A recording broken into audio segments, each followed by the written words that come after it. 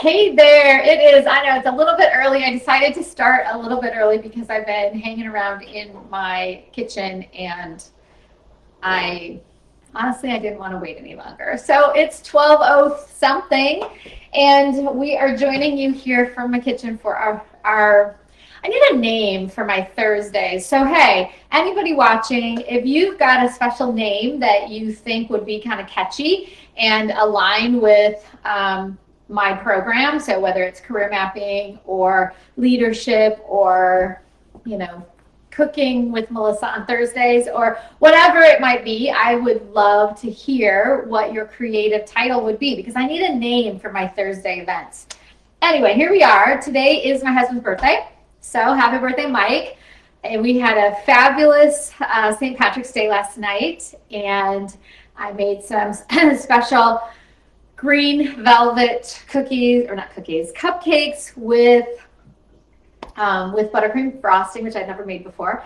And those were good. However, the cool thing is that our daughter and son-in-law surprised him with with Aunt Jean's famous carrot cake as his birthday cake. And so that was really special and awesome. And Sean, thank you so much for a fabulous dinner. It was great. It was a great evening and I really, really enjoyed it. And then this weekend we're going to be celebrating with all of the kids together in Wisconsin Dells for 24 hours, just going on Saturday night. But excited about it. So anyway, today, welcome to my kitchen. And I had every intention of making dark chocolate chai cookies. If you saw last week's episode, if you didn't, please do. There's important information in there about negotiation. But if you did see it, I didn't read the recipe 100%. I kind of skimmed it, and I needed ginger tea for this recipe. So over the weekend, we got some ginger tea bags, and so today I had every intention of making dark chocolate chai cookies with you. Only I looked at the ingredients and I'm like, okay, the only thing I don't have is the ginger tea bags. Okay, well now I do. And I have all of the spices. I have everything, kosher salt, everything, you name it. Cardamom. I've never used cardamom. I have it in my spice cabinet. Ginger, allspice, cloves, all this stuff. I have it all. But what I didn't do was I didn't read the directions. So here, if you're new to cooking or baking at all and you have this recipe, I want you to read the recipe 100%. And what I mean by that is I want you to read the level that it is, because this is considered easy. So this is a Trisha Yearwood, because you know how I love her, Trisha Yearwood recipe that I got off of foodnetwork.com. I saw her make this in one of her episodes on the Food Network channel. I think that's what it's called, or the food channel, whatever.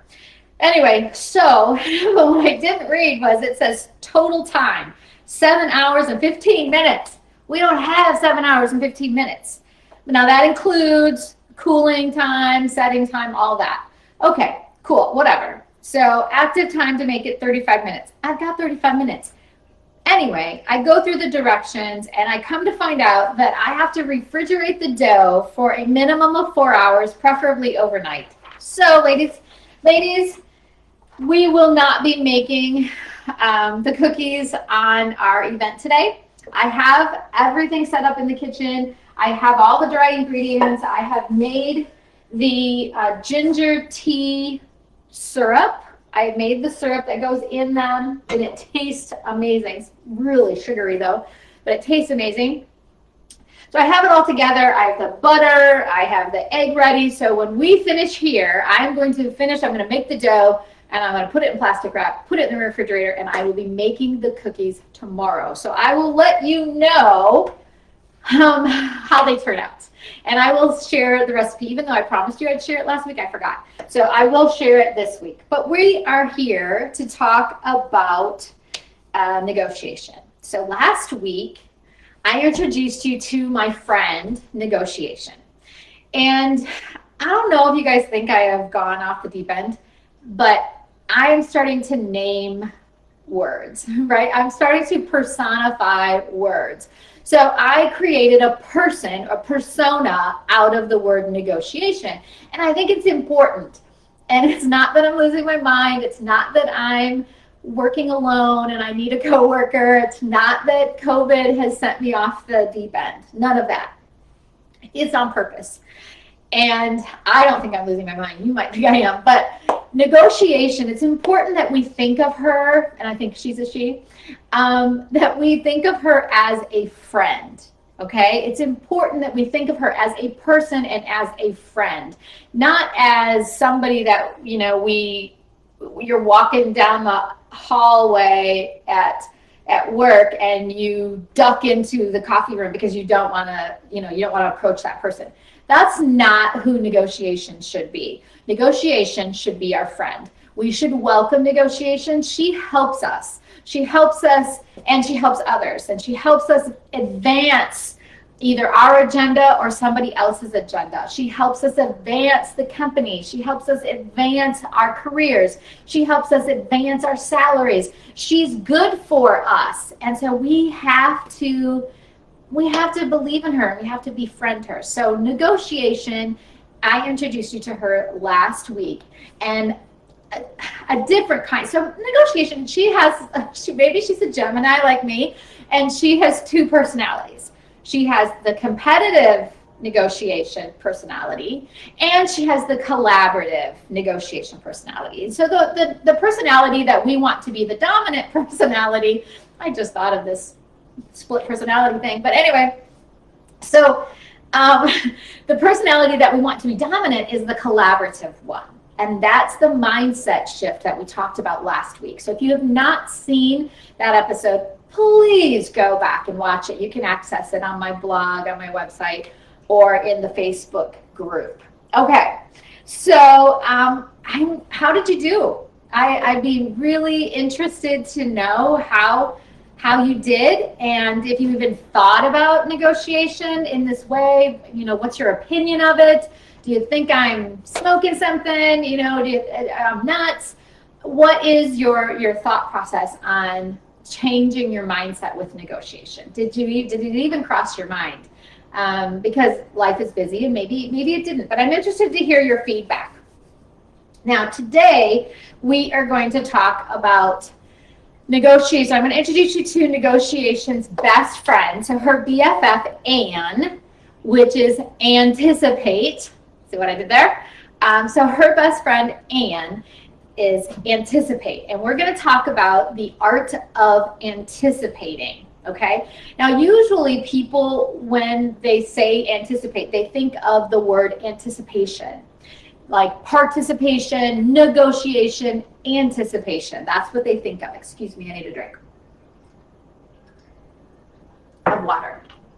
Okay, that is not what I'm talking about. So anticipation, that is, for those of you who are close in age to me, you'll remember the commercial. I had to look it up, but it was in the 70s, so it was 1977, and it was a Heinz ketchup commercial.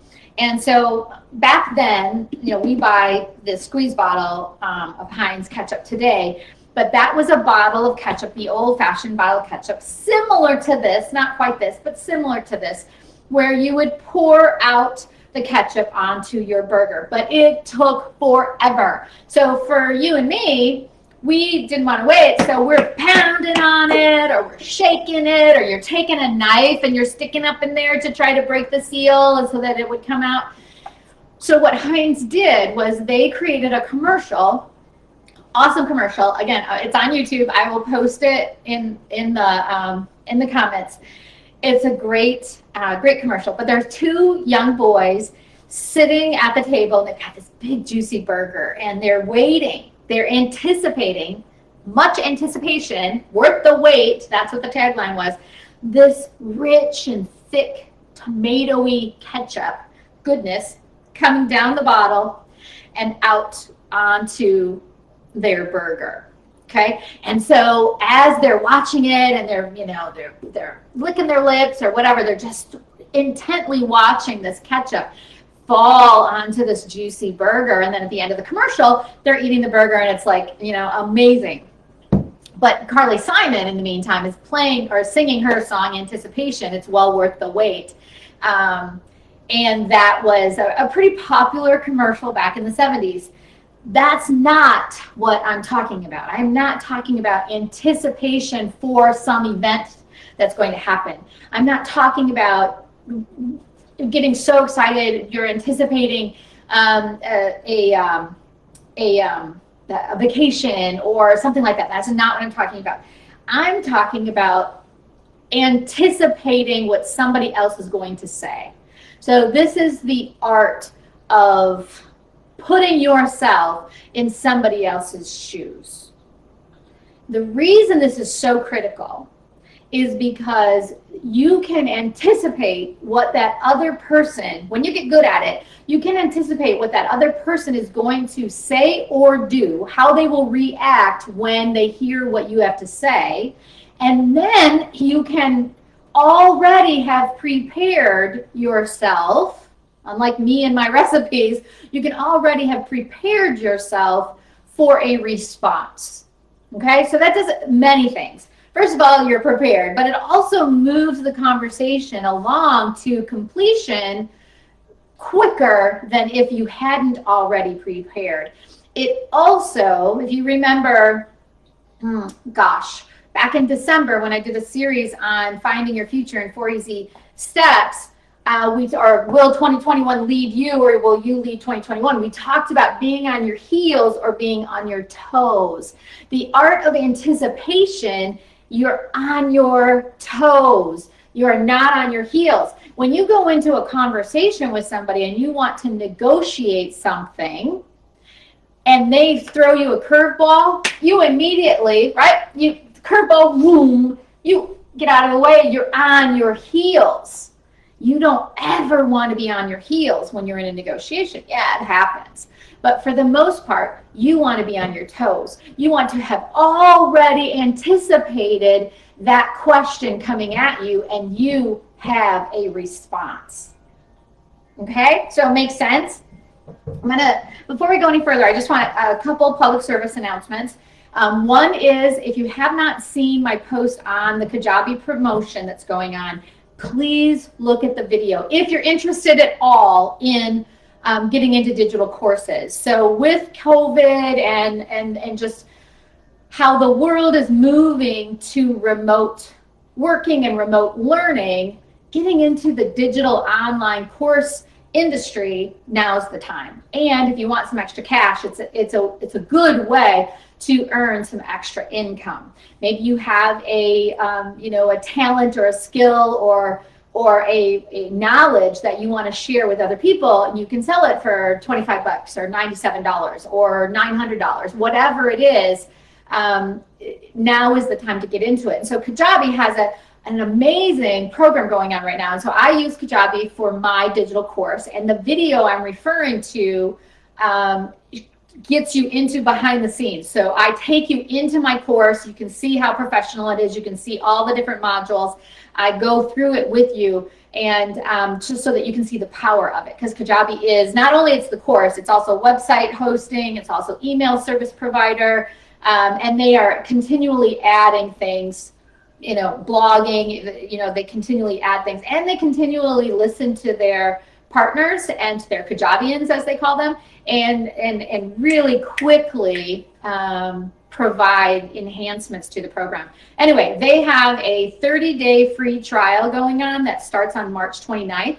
I will put my affiliate link in the comment section as well. And so if you click on that link, please use that link, because then anybody who signs up with Kajabi, then beyond the trial period, then I get a commission. And so you would too. If you are into Kajabi and you love it as much as I do, then you could become a partner and you could sell, be an affiliate marketer with them.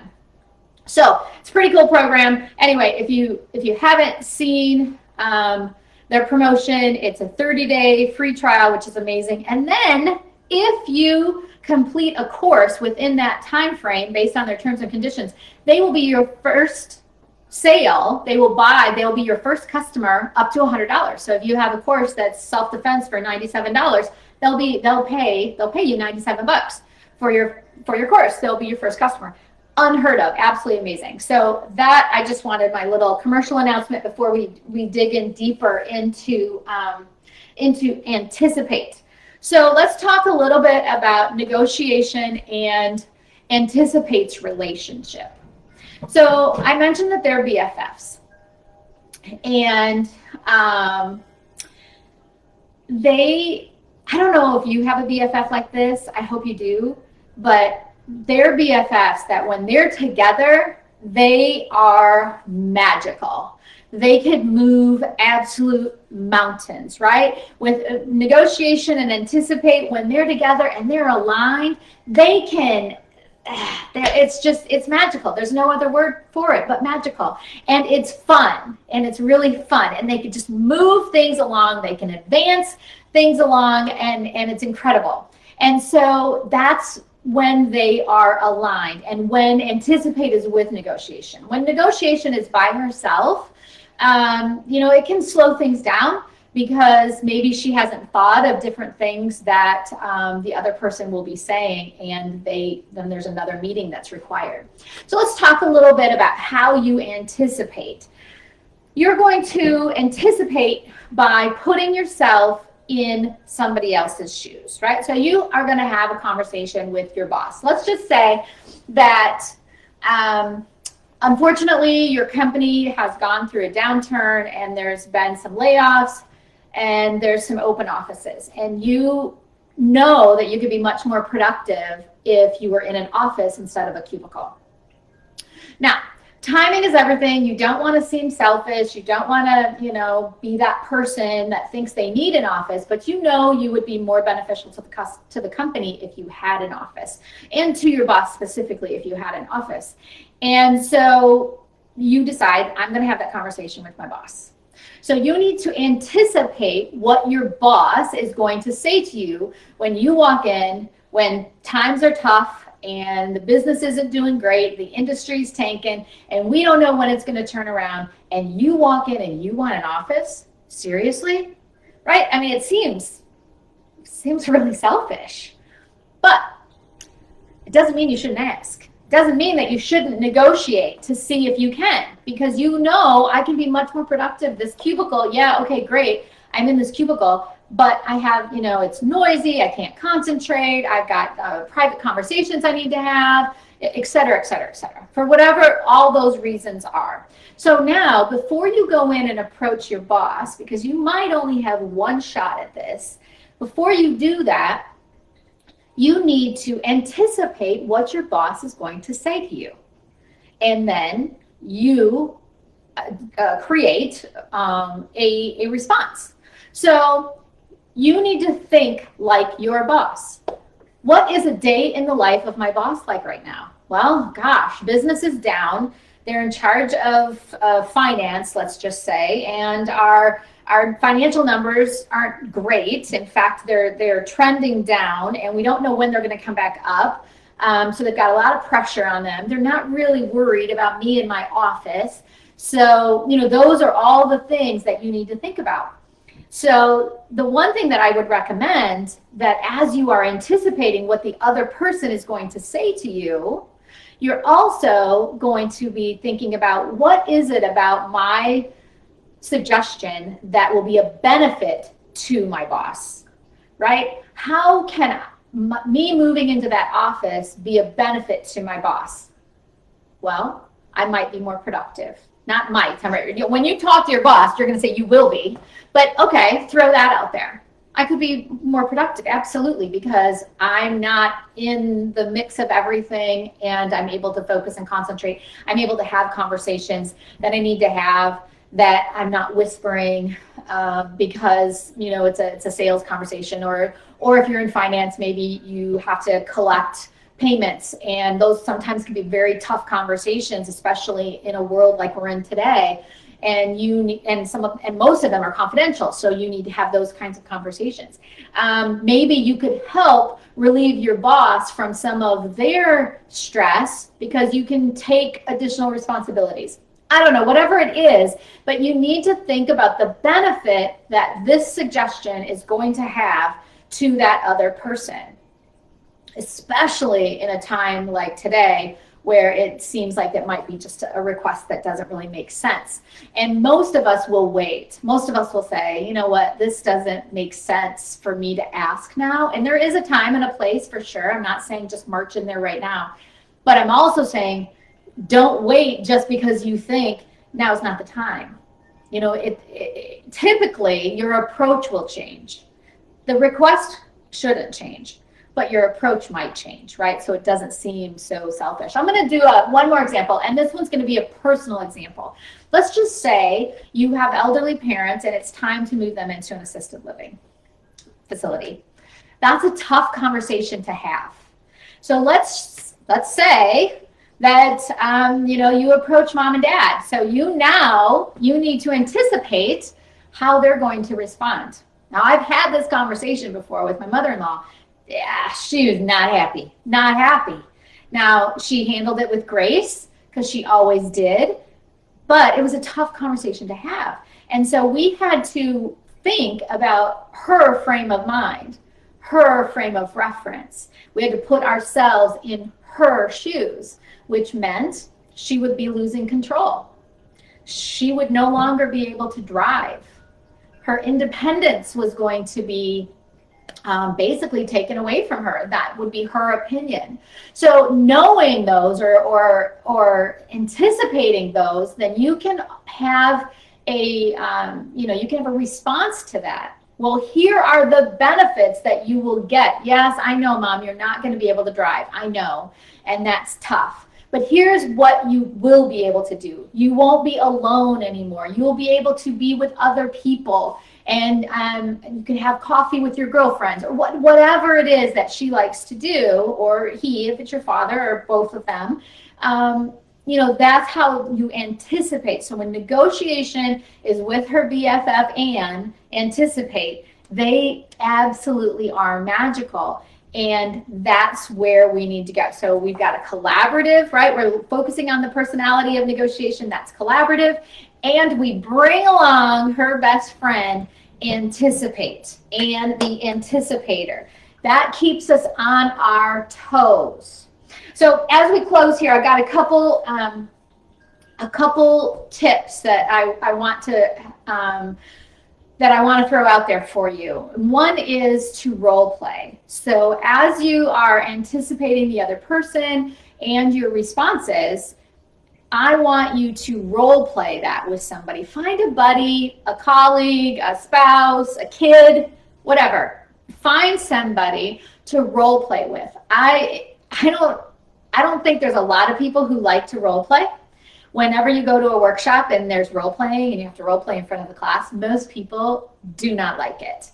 But it is absolutely a secret weapon. You have to role play. You have to practice. That's what you're doing. You're practicing. And the reason that is that builds memory muscle, that builds some confidence because you feel like you have gone through every scenario there could be, and you're prepared because you're on your toes. You're prepared for the conversation. Now, odds are there's going to be a curveball that comes your way. And if there is, that's my second tip. If there is, I want you to, during the debrief, so debrief, once you have had this conversation, you need to spend some time, 5, 10, 15 minutes, and just write down or type it out, whatever, but write down what happened. Do a debrief. What went right? What did I anticipate that actually happened? And how did the person respond to my response? What curveballs were there that I didn't think about? What did I not anticipate? And tuck those away into your negotiation folder, because that's going to build confidence, and odds are it's going to come up again, and then you've had experience on how to address them. Okay, so first one is role play. The second one is to debrief. And the third one is if you're going in together as a team, if you're going in as a team, say it's sister and brother going in to talk to mom and dad about going into an assisted living facility, you need to be sure that sister and brother have had a conversation beforehand. You need to be sure that you guys are on the same page and that you're aligned. There is nothing worse, trust me, there is nothing worse than being in a conversation where you're negotiating something and one person oversteps, right? Maybe they offer more than the other person wanted them to offer. Maybe they stopped the negotiation before the other person was ready to stop the negotiation. And you can tell that there's some conflict between the two people that are supposed to be on the same side. So be sure that if you are negotiating as a team, you've talked beforehand, you've anticipated everything together, you've anticipated what the response will be, so there's no surprises. The one thing that when I was in sales demonstrations or presentations with customers, the one thing that drove me absolutely crazy was silence. And what I mean by that is not negotiation silence, but I mean is we would be demonstrating a machine or we'd be doing a proposal or something, and they would ask a question that we hadn't anticipated, and there'd be that silence. You know what I'm talking about. There's just that everybody's looking at each other going, oh crap. That used to drive me nuts because we should have anticipated whatever it was. We should have anticipated that.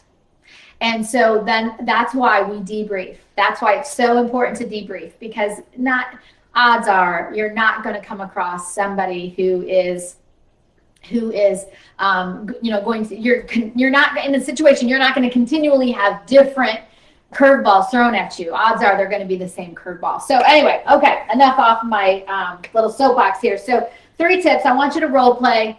I want you to anticipate with negotiation at all times. That's part of preparation, okay? That is part of preparation. You need to debrief, and if you're going in as a team, be sure that you are absolutely aligned. Absolutely aligned.